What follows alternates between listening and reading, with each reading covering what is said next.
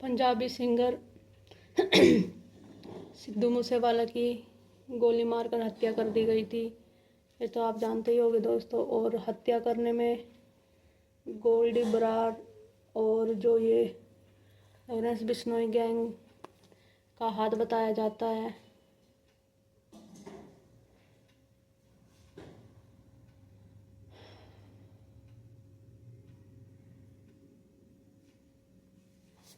तो आखिर ये बिश्नोई गैंग सिद्धू मूसेवाला से इतनी चिढ़ क्यों खाए हुए बैठा हुआ था, तो इस वीडियो में हम ये देखेंगे।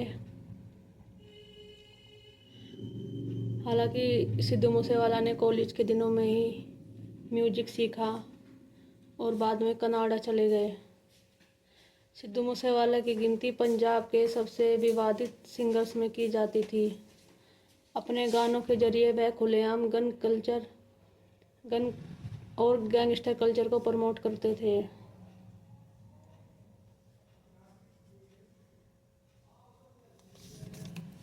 दोस्तों, तारीख थी 7 अगस्त, साल था 2021, जगह थी मोहाली का सेक्टर 71। अकाली दल के नेता और लॉरेंस बिश्नोई के जिगरी यार विक्की मिदुखेड़ा अपने एक प्रॉपर्टी डीलर दोस्त से मिलने आए थे। तभी वहां एक सफेद रंग की गाड़ी आकर रुकती है। गाड़ी से 4 हमलावर बाहर निकलते हैं। इन चारों ने चेहरे पर मास्क लगा रखा था। 4 में से 2 हमलावर विक्की के पीछे दौड़ते हैं और इससे पहले कि विक्की अपनी गाड़ी में दोबारा बैठ पाता, हमलावरों ने चंद सेकंड में ही विक्की पर 20 राउंड गोलियां दाग दी। गाड़ी में बैठने से पहले ही विक्की मिदुखेड़ा की जान चली गई। विक्की लॉरेंस बिश्नोई का पक्का यार था। विक्की के इस मर्डर के बाद लॉरेंस घायल शेर बन जाता है। कुछ देर बाद ही वो फेसबुक पर एक पोस्ट लिखता है, अपने भाई विक्की मिदुखेड़ा हम सबको छोड़कर चले गए। इस भाई का हमारे क्राइम से कोई लेना देना नहीं था। अब ज्यादा कुछ नहीं कहेंगे, करके दिखाएंगे। जो भी भाई की मौत का जिम्मेदार है वो अपनी मौत की तैयारी कर ले, इसका रिजल्ट थोड़े दिन में मिल जाएगा। इस पोस्ट की सबसे खतरनाक लाइन थी कि जो भी विक्की की मौत का जिम्मेदार है वो अपनी मौत के लिए तैयार हो जाए। बताने की जरूरत नहीं है कि लॉरेंस बिश्नोई और गोल्डी बराड़ विक्की के इस मर्डर के लिए सिद्धू मूसेवाला और उसके मैनेजर शगुनप्रीत सिंह को जिम्मेदार मानते थे। लॉरेंस ने कई बार कहा है कि सिद्धू मूसेवाला ने विक्की के हत्यारों की मदद की, उन्हें पैसे दिए, हथियार दिए। लॉरेंस ने अपने इंटरव्यू में यहां तक कहा कि सिद्धू मूसेवाला विक्की मिदुखेड़ा के मर्डर की शेखियां बगाड़ता था। सिद्धू मूसेवाला अपने गानों के जरिए हमें चिढ़ाता था। बस इतना काफी था लॉरेंस को भड़काने के लिए। 7 अगस्त 2021 को विक्की का मर्डर हुआ और उसी दिन से लॉरेंस बिश्नोई और गोल्डी बराड़ सिद्धू मूसेवाला के मर्डर की तैयारी करने लग गए।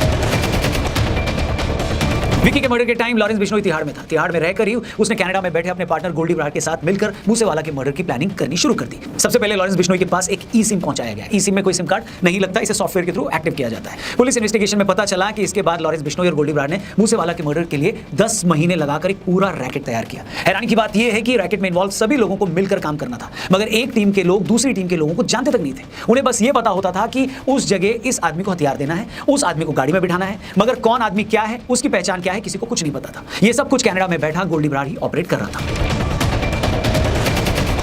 कभी लोग जानते हैं कि 29 मई को मूसेवाला के मर्डर से पहले गोल्डी बराड़ और लॉरेंस बिश्नोई के 6 आदमी 15 दिन में मूसेवाला को मारने की 8 बार कोशिशें कर चुके थे, मगर उस वक्त मूसेवाला को पंजाब पुलिस की तरफ से हैवी सिक्योरिटी मिली हुई थी। खुद को मिल रही धमकियों के बाद मूसेवाला बुलेट प्रूफ फॉर्च्यूनर गाड़ी में भी चलता था। इस कारण से हर बार उसके मर्डर का प्लान कैंसिल करना पड़ा था। मगर 28 मई को गोल्डी बराड़ को अचानक पता लगता है कि आम आदमी पार्टी की पंजाब सरकार ने जिन 424 लोगों की वीआईपी सिक्योरिटी कम की है, उसमें सिद्धू मूसेवाला भी है। गोल्डी बराड़ को पता था कि इससे अच्छा मौका उसे नहीं मिल सकता था। खबर मिलते ही उसने अपना पूरा गैंग एक्टिव कर दिया। उसने अपने शूटर्स को यहां तक कहा कि अगर मूसेवाला AK-47 से न मरे तो उसकी गाड़ी को हैंड ग्रेनेड लगाकर उड़ा देना। फिर आया 29 मई का वो दिन। उस दिन क्या क्या हुआ, कैसे कैसे हुआ, उसके एक एक लम्हे की आज हम आपको वो इन्फॉर्मेशन देंगे जो शायद ही आपने आज से पहले किसी और प्लेटफॉर्म पर सुनी होगी। मगर इससे पहले कि हम 29 मई के उस दिन पर आए, आपके साथ दोस्तों 28 मई को गोल्डी बराड़ को जैसे ही पता चला कि सिद्धू मूसेवाला की सिक्योरिटी हटा ली गई है, तो उसने अपना पूरा गैंग एक्टिव कर दिया। 29 मई की सुबह होते ही सबसे पहले 4 हत्यारे हरियाणा के कीरमारा इलाके में पहुंच गए। इसके बाद कुछ और हत्यारे हरियाणा के उकलाना मंडी से मानसा के लिए निकल पड़े। 11:30 के आसपास ये सभी लोग मानसा मंडी से पहले एक ढाबे पर पहुंच गए। गोल्डी बराड़ के कहने पर ये सभी लोग 4 बजे तक उस ढाबे पर रुके रहे और फिर शुरू हुआ असली खेल।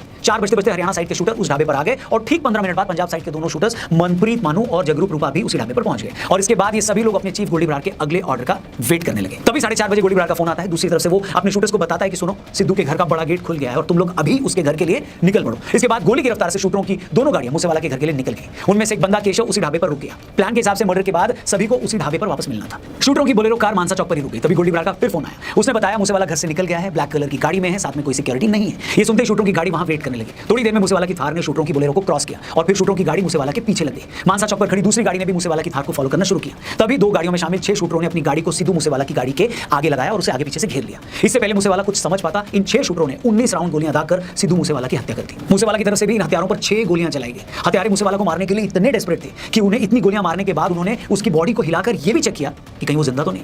इस तरह विक्की मिदुखेड़ा की मौत के 9 महीने बाद लॉरेंस बिश्नोई ने सिद्धू मूसेवाला का मर्डर करवाकर अपना बदला ले लिया। पुलिस जांच में पता चला कि ये लोग मूसेवाला को मारने के लिए किसी भी हद तक जाने को तैयार थे। मूसेवाला के मर्डर पर इस गैंग ने 1 करोड़ रुपए खर्च कर दिए। मर्डर में शामिल हर शूटर को बताया जा रहा 5-5 लाख रुपए दिए गए। हत्यारों ने अपने लेवल पर हथियार इकट्ठा किए ही थे। गोल्डी बरार ने भी उनके लिए AK-47 का बंदोबस्त किया था। उसने इस काम को अंजाम दिलाने के लिए देश की 10 अलग अलग जेलों में बंद कम से कम 60 गैंगस्टरों से बात करके अपनी एक टीम बनाई थी। इसमें हर गैंगस्टर और उसके गुर्गे को उसके हिस्से का काम पहले ही बता दिया गया था। मसलन मूसेवाला के कत्ल के लिए किसे रेकी करनी है, किन किन लोगों को मूसेवाला पर हमला करना है, किन किन लोगों को मर्डर के बाद शूटरों को भगाने में मदद करनी है, किनको शूटरों के लिए और उनको छुपने के लिए होटलों का इंतजाम करना है, किसको गाड़ी देनी है और किसे कत्ल में इस्तेमाल किया गया हथियार लेकर अपने ठिकाने पर लौट जाना है। कहने का मतलब यह है कि गोल्डी बरार ने हर किसी के हिस्से का काम पहले ही तय कर रखा था।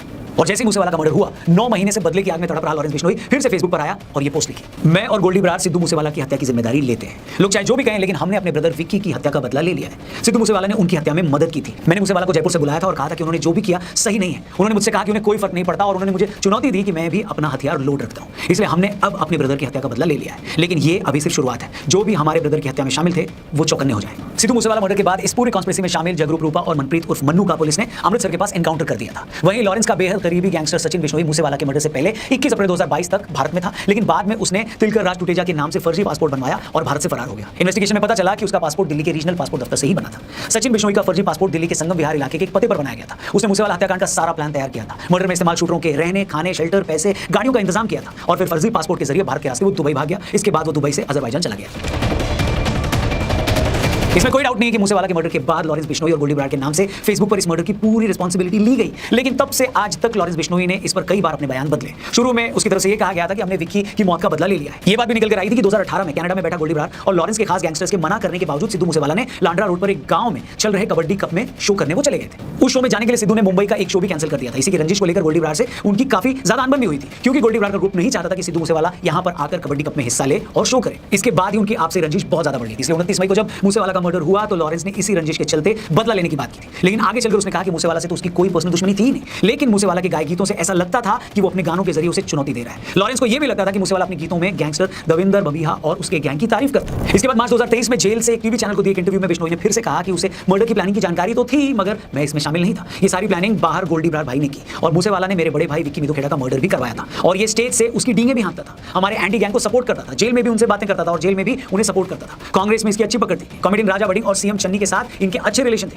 पुलिस भी इनके असर में थी। इसके बाद दिसंबर 2023 में कोर्ट में दिए अपने बयान में लॉरेंस ने फिर से कहा कि वो मूसेवाला गांव का रहने वाला भी नहीं था। मूसेवाला से उसकी कोई निजी दुश्मनी भी नहीं थी। ऐसा कोई फाइल रिकॉर्ड में भी नहीं है कि उसने सिद्धू मूसेवाला से किसी फिरौती की मांग भी की हो। मृतक सिद्धू मूसेवाला ने भी कभी भी उसके खिलाफ पुलिस के पास फिरौती मांगने को लेकर कोई शिकायत नहीं की। मूसेवाला के मर्डर को आज 2 साल हो गए। इस मामले में कई लोग पुलिस की गिरफ्त में भी हैं, कुछ का एनकाउंटर हुआ है, कुछ अब भी फरार है। मगर सिद्धू मूसेवाला के मर्डर के बाद जिस तरह लॉरेंस बिश्नोई का नाम सामने आया, उसने उस वक्त पूरे देश को हिला कर रख दिया था। इतने हाई प्रोफाइल शख्स के मर्डर ने उस वक्त कई सवाल भी खड़े किए थे। लोग इस बात से भी हैरान थे कि एक गैंगस्टर इतना ताकतवर कैसे हो सकता है कि वो जेल के अंदर रहकर इतने बड़े आदमी का न सिर्फ मर्डर प्लान कर ले बल्कि उसकी हत्या भी करवा दे।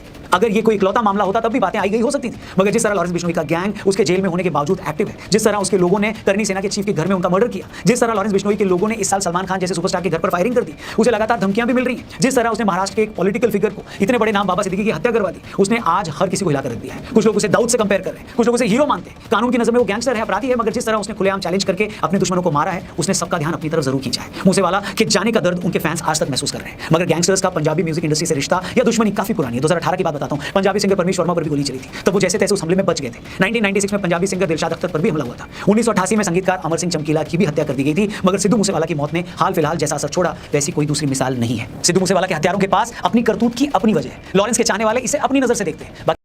वीडियो आपको कैसी लगी आप कमेंट में बता सकते हो दोस्तों, और कोशिश करेंगे आगे वीडियो मतलब अच्छी से अच्छी बनाने की, अपना बोलने का तरीका सुधारने की, क्वालिटी सुधारने की। तो अभी तक जैसा है वैसे में अपना काम चला रहे हैं। और ये है अपना गांव का घर, मतलब भाई जो जिसके गांव में घर है वो बिल्कुल राजा है बिल्कुल। गांव में का तो अलग ही सुकून है। तो फिर किसी दिन बात करेंगे अपने गांव की। तब तक आप वीडियो को एंजॉय करिए। तब तक के लिए राधे राधे।